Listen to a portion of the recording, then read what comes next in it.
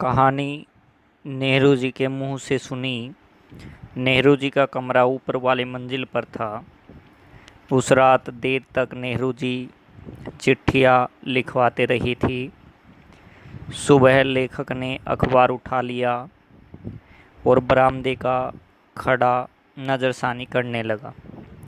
उसी समय सीढ़ियों पर किसी के उतरने की आवाज़ आई। वह समझ गया कि नेहरू जी उतर रहे हैं। ने उस रोज़ अपने साथियों के साथ पहलगाम के लिए रवाना होना था।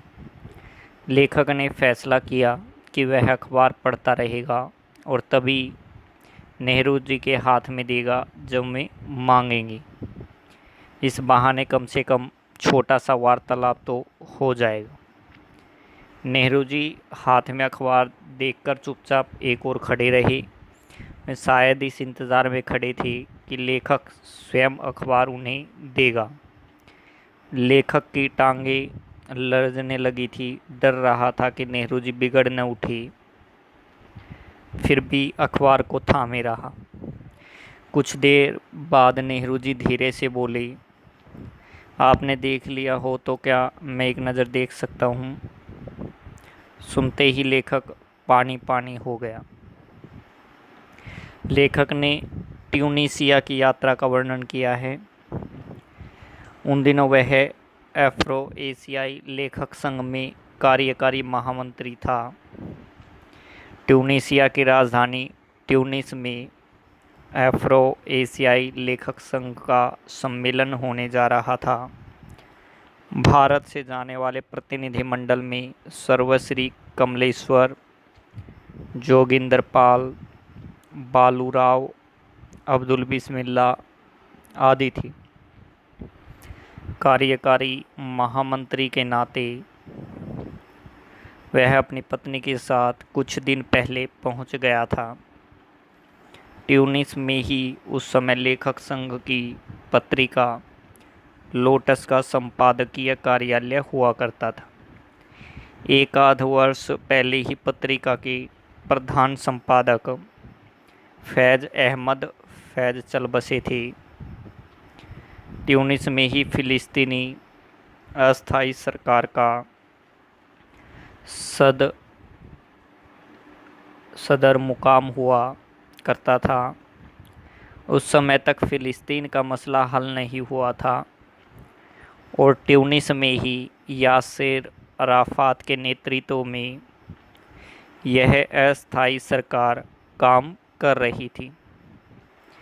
एक दिन प्रातः लोटस के तत्कालीन संपादक ने बताया कि लेखक और उसकी पत्नी को उस दिन सदर मुकाम में आमंत्रित किया गया है।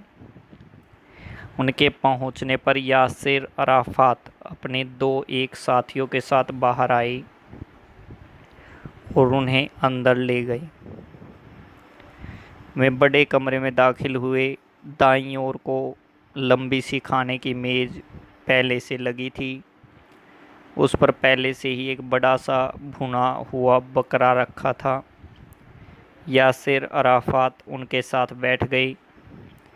धीरे धीरे बातों का सिलसिला शुरू हुआ। हमारा वार्तालाप सीमित विषयों पर था। फिलिस्तीन के प्रति साम्राज्यवादी शक्तियों के अन्यायपूर्ण रवैये की हमारे देश के नेताओं द्वारा की गई भर्त्सना, फिलिस्तीन आंदोलन के प्रति विशाल स्तर पर हमारे देशवासियों की सहानुभूति और समर्थन आदि। एक बार जब गांधी जी और हमारे देश के अन्य नेताओं का जिक्र आया तो अराफात बोले, मैं आपके ही नहीं हमारे भी नेता हैं, उतने ही आदरणीय जितने आपके लिए। बीच बीच में आतिथ्य भी चल रहा था। अराफात लेखक और अन्य अतिथियों को फल छील छील कर खिला रहे थे। वे शहद की चाय भी बना रहे थे। जब भोजन का समय आया तो लेखक गुसल खाने गया। जब वह गुसल खाने में से बाहर निकला तो यासिर अराफात तौलिया हाथ में लिए बाहर खड़ी थी। तो उम्मीद करता हूँ आपको पाठ समझ में आया होगा। धन्यवाद।